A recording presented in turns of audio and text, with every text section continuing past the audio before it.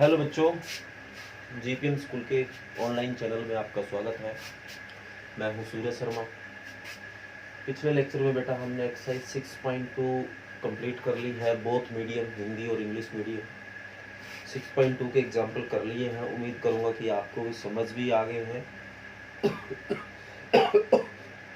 और आपने कर भी लिए होंगे। ओके बेटा, अब आप आज बढ़ते हैं एक्सरसाइज 6.3 में। तो देखते हैं 6.3 में हमें क्या करना है और कैसे करना है। ओके बेटा,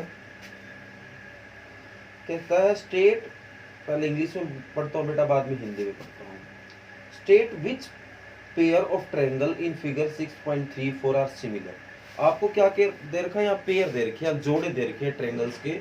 आपको ये बताना है इनमें से सिमिलर कौन सा है। हिंदी में बात करें तो इन यहाँ आपको बेटा त्रिभुजों के जोड़े दे रखे हैं। आपको ये बताना है इनमें से कौन सा जो जोड़ा है वो समरूप है। Right the similarity certain used by you for answering the question and also write the pair of similar triangle in the symbolic form।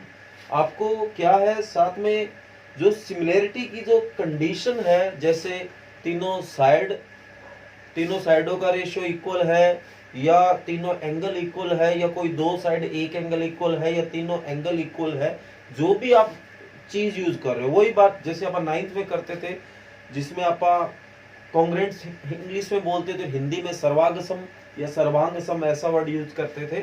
उसमें एटलीस्ट कम से कम तीन चीजें एक जैसी होनी होती जरूरी थी, चाहे वो तीनों साइडें हैं, चाहे वो तीनों एंगल है, चाहे दो साइड और एक एंगल है। तो उस तरीके से हमें यूज करना है। और बाद में कहता है बताना भी है आपको कि, और सिंबॉलिक फॉर्म मतलब उसका साइन भी लगाना है अगर सिमिलर है या नहीं। तो जो सिमिलर का साइन है वो भी मैं आपको बताऊंगा वो क्या है।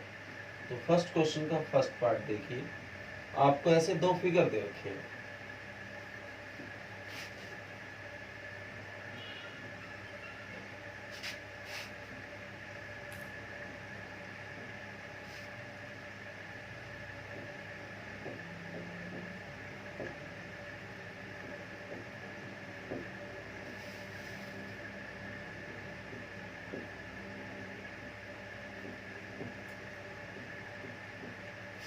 ओके बेटा, हिंदी मीडियम में भी बेटा यही बात है। उम्मीद करूंगा आपको साफ दिखाई दे रहा है बेटा। ओके, अब क्या है बेटा, दो ट्रायंगल आपस में सिमिलर होने के लिए क्या चीजों की जरूरी है। एक तो ऐसा बोला गया है कि साइडों का रेशियो, मतलब इस साइड और इस साइड का जो रेशियो है, दोनों की भुजाओं का जो अनुपात है वो बराबर होना चाहिए, या इनके जो आप और या नहीं और इनके जो एंगल है कोरस्पॉन्डिंग एंगल, हिंदी में संगत कोण, जैसे ये कोण इसके साथ, ये कोण इसके साथ, ये कोण इसके साथ, ये बराबर होना चाहिए। तब जाके वो जो ट्रायंगल है, वो जो आपकी त्रिभुज है, जाके सिमिलर होगी, समरूप होगी। अब रही बात, साइडें तो यहाँ है ही नहीं, तो हमें कैसे पता चलेगा कि साइडों का रेशियो इक्वल है या नहीं।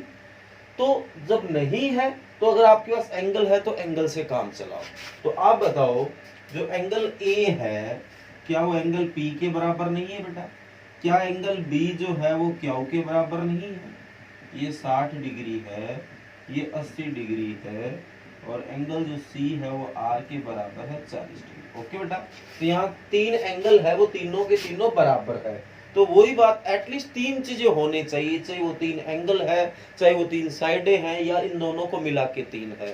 तो अकॉर्डिंग टू सिमिलरिटी,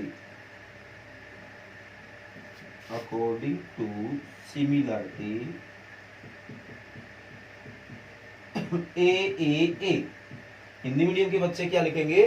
समरूपता ए के अनुसार। ए का मतलब एंगल एंगल एंगल, हिंदी में कोण कोण कोण, हिंदी में भी आप ए लिखेंगे बेटा, या वैसे कोण कोण कोण भी लिख सकते हो, कोई बड़ी बात नहीं है, वो भी चल जाएगा।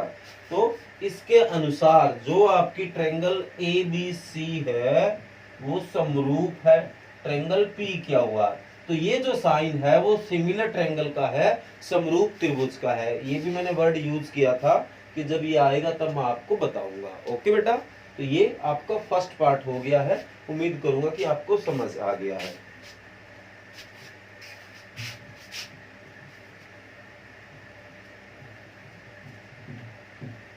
आगे है बेटा सेकंड पार्ट। आप इसको बारीकी से करेंगे बेटा, जल्दबाजी में नहीं करेंगे। जल्दबाजी में अगर कर जाएंगे तो आप इसको क्लियर नहीं कर पाएंगे इस टॉपिक को, फिर पेपर में कोई और क्वेश्चन पूछ लिया जाता है, फिर दिक्कत आती है।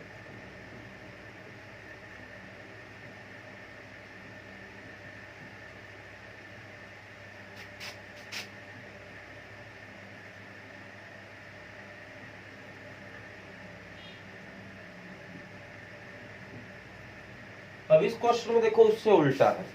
उल्टा कैसे? पिछले में सारे एंगल दे रखे थे, अब की बार कोई एंगल नहीं दे रखा, सारी साइडें दे रखी है, तो हमें तो दोनों को मिला के काम करना है। अब रही बात कि दोनों को ये नहीं कि सीधे देख लेना है कि ये दो है या नहीं। आप देखो जो ये ट्रायंगल, आप इसको एक बार यही मान लो, इसको यही सेट कर लो। अब इस दूसरी ट्रायंगल को भी ऐसे ही सेट करो। अब ऐसे कैसे सेट करें? देखो इसमें 3 साइड है। सबसे जो छोटी साइड है वो इस साइड है, बीच वाली जो साइड है वो बीच में है, मतलब बेस है, आधार है, और सबसे बड़ी साइड ऐसे आ रही है। तो इसको भी आप ऐसे ही सेट करो।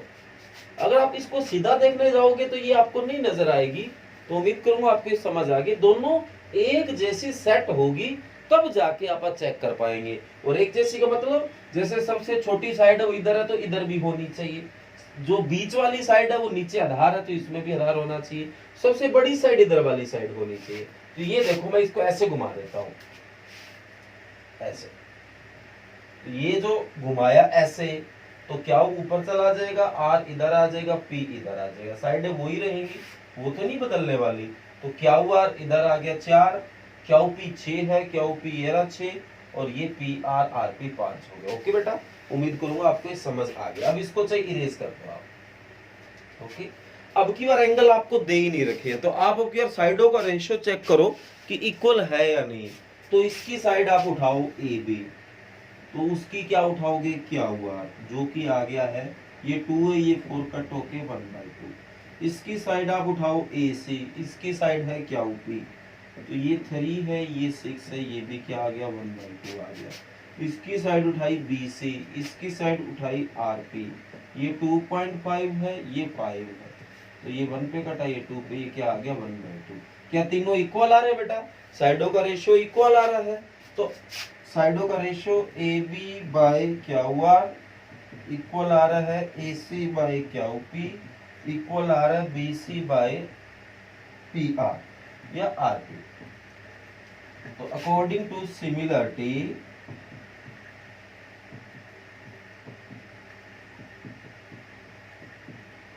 एस एस एस, एस का मतलब साइड साइड साइड, भुजा भुजा भुजा।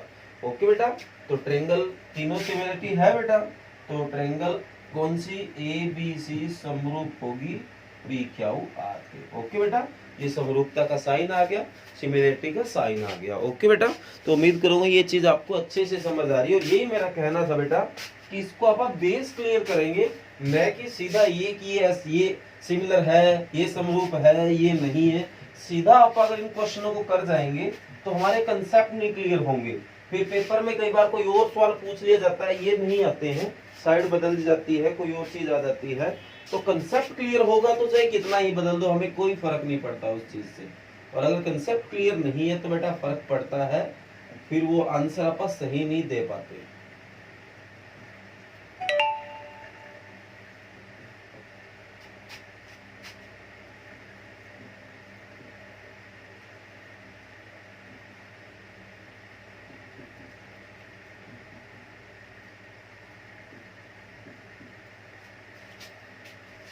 तो अभी जो बताया था बेटा वही रूल यहाँ पे लागू होगा।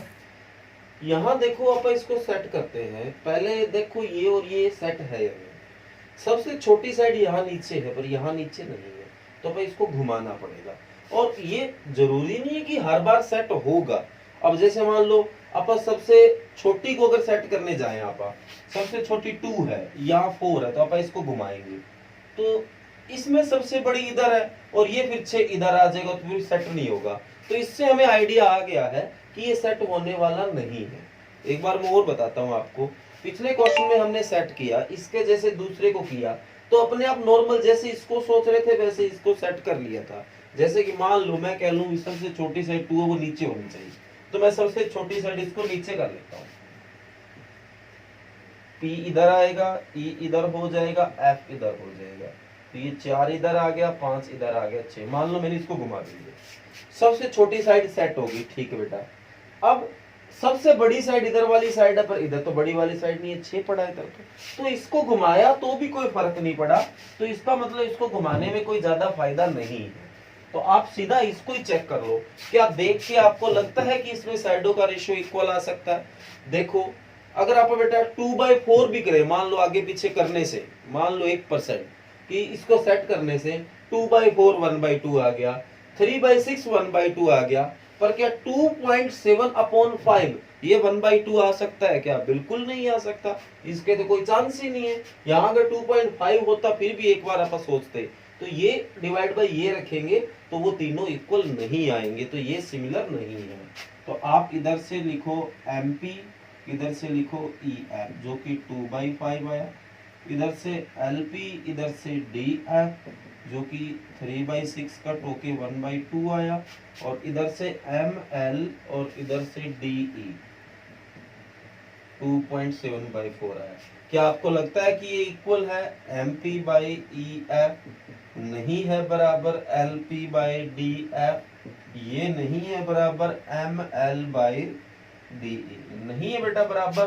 तो जो आपकी ट्रायंगल है MLP सिमिलर नहीं है ट्रायंगल DEF के। ओके बेटा, तो बस सीधा ये सिंबल लगा देना कि ये सिमिलर नहीं है। तो अब की बार ये बताने की कोई जरूरत नहीं कौन सी सिमिलरिटी, क्योंकि सिमिलरिटी तो लगी ही नहीं है, ये चीज तो बात बनी नहीं, तो आप ये कह सकते हैं कि ये सिमिलर नहीं है। ओके बेटा, तो सीधा इससे हमारा काम चल गया। अगर आप इसको सेट भी कर लेते तो भी कोई फर्क नहीं पड़ रहा था, तो ये आइडिया आपने ले लिया था। इसके बाद ये क्वेश्चन देखो, फोर्थ पार्ट,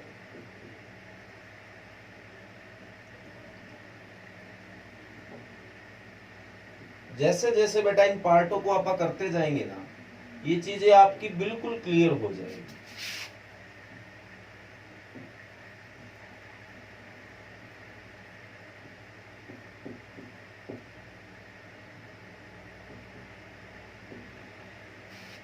ओके बेटा,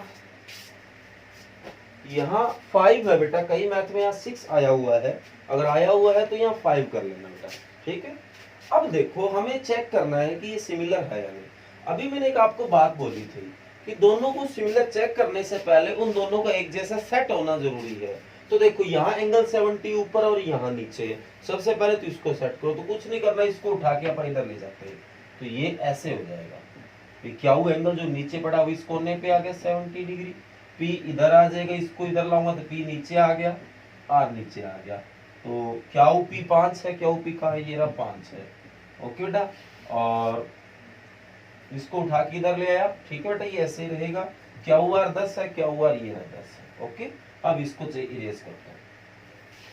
हाँ जी, एक तो जो M एंगल है वो इक्वल है एंगल क्या होगी, और जो MN/QP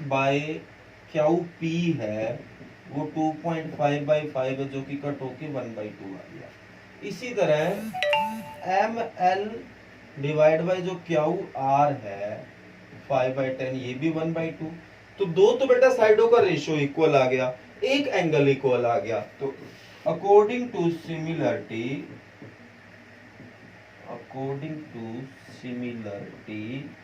कौन सी बेटा, दो साइड है एक एंगल है, तो SAS समरूपता SAS के अनुसार ट्रायंगल बेटा कौन सी, MNL समरूप होगी PQR।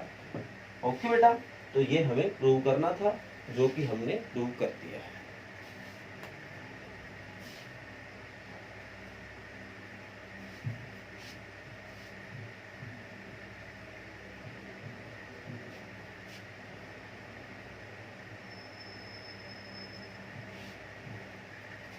ये फोर्थ पार्ट है बेटा। इसके बाद 5 और 6 पार्ट जो है अब आप कर जाओगे, क्योंकि 4 सवालों में जो मैंने आपको कंसेप्ट समझाया है, उम्मीद करूंगा कि अब जाके आप जो पार्ट नंबर 5 और 6 है वो आप अपने लेवल पे समझ के कर सकते हो।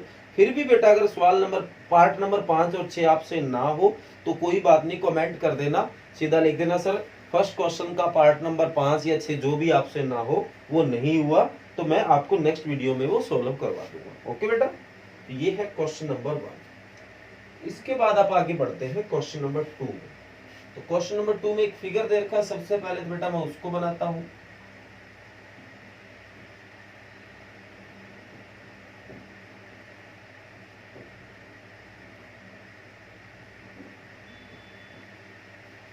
ओके, तो ये हमें फिगर दे रखा है, गिवन क्या है देखिए, कहता है जो ओडीसी ट्रायंगल है वो सिमिलर है, समरूप है ओबीए के। ओडीसी, ओडीसी मतलब ये ट्रायंगल ओबीए, ये ट्रायंगल और ये ट्रायंगल आपस में सिमिलर है, समरूप है। बीओसी 125 है। ओके बेटा, बीओसी 125 है और सीडीओ 70 है, सीडीओ 70 है। फाइंड क्या करना है? फाइंड हमें करना है एंगल डीओसी, ठीक है जी, डीसीओ, ठीक है जी, और ओएबी। ये क्वेश्चन इंपॉर्टेंट क्वेश्चन है, 3 चीज इसमें पूछी गई है, तो कम से कम 3 या 4 नंबर का तो ये बन सकता है बेटा। तो 4 नंबर में क्वेश्चन पूछ लिया जा सकता है ये। तो देखो डीओसी सबसे पहले निकालना है, फिर डीसीओ निकालना है और फिर है ओएबी। डीओसी कहाँ है? डीओसी ये एंगल पूछा गया। आप बताओ, बीओडी एक लाइन सेगमेंट है, वी नो दैट, हम जानते हैं BOD is a line segment, एक लाइन सेगमेंट बेटा। और एक लाइन पे बनने वाले एंगल का सम क्या होता है? 180 होता है, जैसे ये एंगल और ये एंगल। तो एंगल जो डीओसी है और जो बीओसी है दोनों का जोड़ 180 डिग्री। तो डीओसी तो निकालना ही चाहते हैं और ये 125 डिग्री दिखाई दे रहा है बेटा। तो ये प्लस का 125 इधर आके किसका हो गया? माइनस का 125, तो 55 डिग्री बच गया बेटा। ओके, तो ये लो भी 55 डिग्री इसका आंसर आ गया। एक तो क्लियर हुआ, कौन सा? डीओसी। अब डीसीओ ढूंढिए भाई, डीसीओ ये एंगल, ये निकालना तो बड़ा आसान है, ये एक ट्रायंगल बन रही है, triangle DOC, sum of interior angle क्या होगा बेटा? 180 डिग्री। तो जैसे इस एंगल को क्या लिखूंगा? डीओसी, इस एंगल को डीसीओ और इस एंगल को ओडीसी बराबर 180 डिग्री। तो डीओसी अभी निकाला 55 डिग्री, इसको तो निकालना चाहते हैं और ये 70 डिग्री बराबर 180 डिग्री। 70 और 55 125 डिग्री बेटा, प्लस डीसीओ बराबर 180 डिग्री, प्लस का ये 125 है वो इधर आके माइनस का 125। तो डीसीओ बराबर 180 में से 55 गया, सॉरी 125 गया बेटा, 55 डिग्री ही बच गया। ओके, अब रही बात, ये 55 आ गया। अब रही बात कौन सा? ओएबी। ओएबी कहाँ है? ओएबी ये बेटा, ये ट्रायंगल और ये ट्रायंगल समरूप है ना, सिमिलर है ना, तो आपको पता ही है ये एंगल और ये एंगल इक्वल ही होगा। तो सीधी सी बात है ये, तो वी नो दैट, हम जानते हैं कि जो ट्रायंगल है कौन सी? डीओसी सिमिलर है ट्रायंगल ओएबी के। तो ये जो एंगल है डीसीओ इक्वल होगा ओएबी के। तो ये अभी तो निकाला 55 डिग्री निकाला और एंगल ओएबी। ओके बेटा, तो यही तो हमें करना था। ठीक है, तो इसमें 3 चीजें पूछी थी और वो 3 आपने दी बताया। ओके बेटा, तो आज के लिए जो आपको वर्क करना है वो यही है बेटा, क्वेश्चन नंबर 1 और 2। क्वेश्चन नंबर 1 के 6 पार्ट है और क्वेश्चन नंबर 2, मतलब ये आपको इतना ही वर्क आज आपको राइट करना है और अच्छे से अपनी फेयर कॉपी में करना है। ओके बेटा, तो ये आज का वर्क हो गया। अब रही बात रिवाइज करने वाले वर्क की, तो कल अपन ने 8.4 स्टार्ट कर दी थी और 8.4 का क्वेश्चन नंबर 1 और 2 भी कर लिया था। तो आज जो आपको रिवाइज करना है 8.4 एक्सरसाइज, आपको मैंने पिछली बार भी बताया था बेटा, मोस्ट इंपॉर्टेंट एक्सरसाइज है, बारीकी से इसको करना है। तो आज जो आपको रिवाइज करना है बोथ मीडियम का कॉमन वर्क बेटा, चाहे रिटर्न का था चाहे रिवीजन का है, वो क्वेश्चन नंबर 3 है बेटा। एक ही क्वेश्चन है जिसके दो पार्ट है, फर्स्ट और सेकंड। ये वर्क आज आपको रिवाइज करना है 8.4 का, और जो राइट करना है वो मैं आपको पहले ही बता चुका हूँ, एक्सरसाइज 6.3 का क्वेश्चन नंबर 1 और 2। ओके बेटा, कर लेना। Thank you.